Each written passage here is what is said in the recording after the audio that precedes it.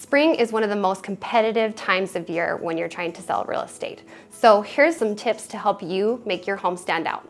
Hi, I'm Whitney, and here are 3 staging tips to help you in the spring market. Let's go. Point 1, curb appeal. Springtime is the perfect time to get your house looking beautiful and shiny on the outside. Before anybody walks into a home, they're gonna see the outside of the house first. So you have to see the house as it is from the outside before you go inside.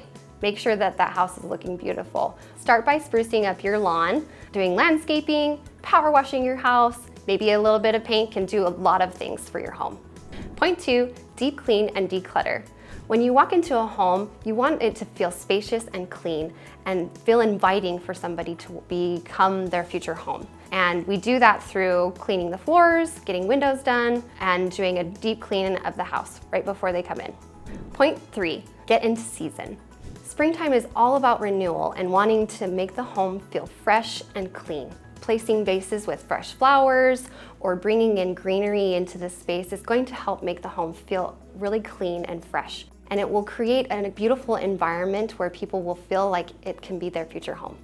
So let's get ready and get your home on the market. Call me today and we can talk through how we can get your home spring ready for this market.